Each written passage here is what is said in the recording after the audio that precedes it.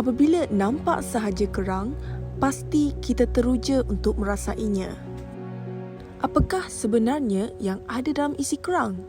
Seperti ada sesuatu yang tidak kena dengan hidupan laut bercengkerang ini. Apa kata kita lakukan uji kaji makmal terhadap mereka bagi membuktikan kenyataan itu? Adakah betul mereka mengandungi mikroplastik yang merupakan penyumbang kepada masalah dunia? Ia tersebar di seluruh dunia dan berkemungkinan wujud di dalam makanan harian kita juga. Ia wujud di sekeliling kita, di udara, di dalam minuman yang kita minum dan pada penutup muka yang kita pakai. Bila mendengar perkataan mikroplastik, sudah tentu terbayang betapa kecilnya saiz plastik tersebut. Betul, saiz mikroplastik adalah kurang daripada 5 mm. Mikroplastik terhasil daripada plastik yang lebih besar, kemudian terurai menjadi serpihan plastik yang lebih kecil.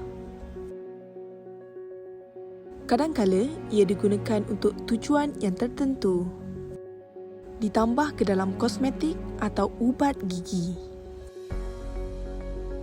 Menurut National Centres Environmental Information, kebanyakan mikroplastik memulakan perjalanan mereka di darat dan dibawa oleh sungai dan angin ke lautan, lalu terperangkap dalam sistem peredaran laut.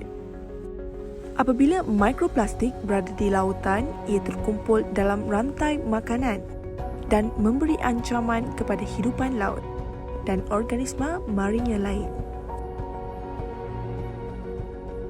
Uji kaji ini dilakukan dengan menggunakan sampel yang boleh didapati di rumah. Partikel yang berkemungkinan besar terjumpa di atas meja makan kita. Jadi, ini yang berlaku.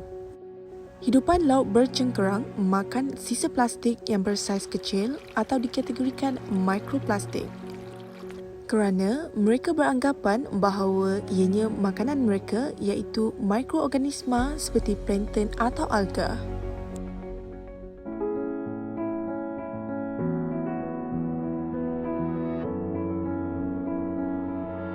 Contohnya ikan dan kerang. Yang mana lebih banyak? Sebenarnya it depends kepada paras pencemaran. Jadi kawasan yang tinggi pencemaran mikroplastik itu mungkin mengeluarkan keputusan ataupun result mikroplastik yang tinggi. Kalau kita nak compare di antara ikan dan kerang ni apabila kita ambil daripada mana-mana lokasi, kita rebus dan kita terus makan. So yang kita telan itulah direct consume. Dan satu lagi, kalau ikan kita akan buang di perut-perut je, jadi yang kita makan adalah isi. So kandungan di antara ikan dan kerang ni memang berbeza lah. Ini struktur tubuh kerang. Kita makan seluruh isi kerang yang berkemungkinan mempunyai mikroplastik.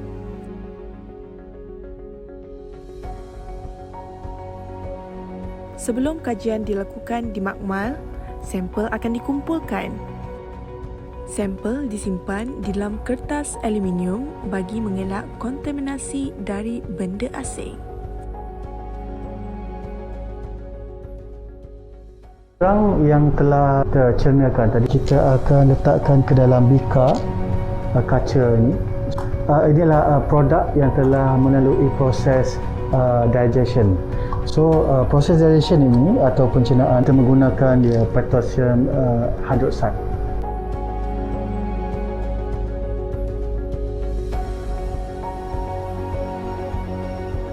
Pengasingan mikroplastik ini akan terbagi kepada dua metod. Pertama adalah by physical dan kedua adalah by chemical.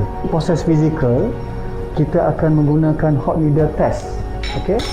Hot needle test ni akan dipanaskan jarum dan kita akan cuba letak kepada mikroplastik, melihat reaction sama ada this is a plastic or not.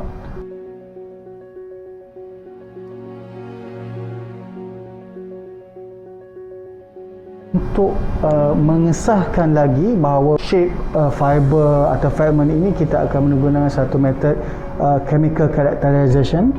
So yang ni kita akan menggunakan micro FTIR ataupun ATR FTIR and also pyrolysis methods.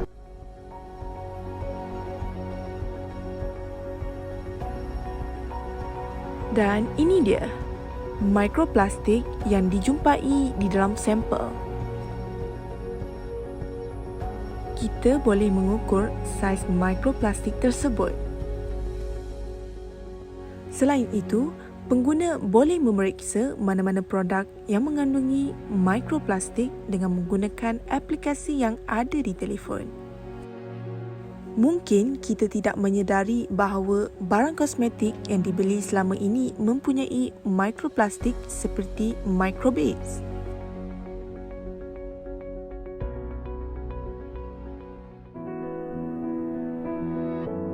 Boleh menjejaskan reproductive biology, sistem penghadaman yang menyebabkan binatang berkenaan boleh mati sebab dia merasakan kekenyangan. Contoh kerangan tadi, dia menapis mikroplastik di dalam air dan dia ingat itu adalah makanan asli dia.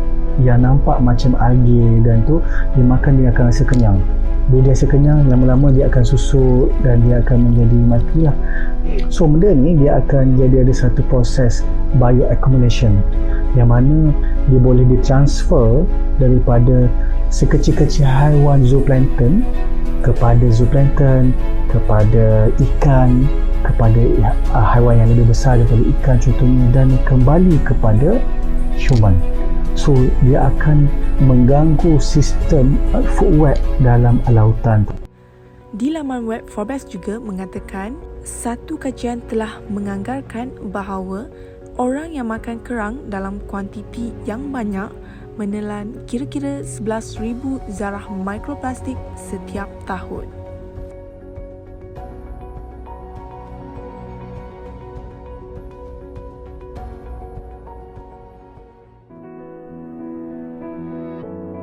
Kita mengurangkan penggunaan plastik itu sendiri.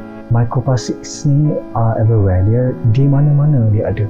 So kita tidak tahu apakah yang akan jadi kesan kepada manusia apabila kita makan, apa yang terjadi kepada badan kita kalau kita telan. So this is the persoalan yang perlu kita fikir.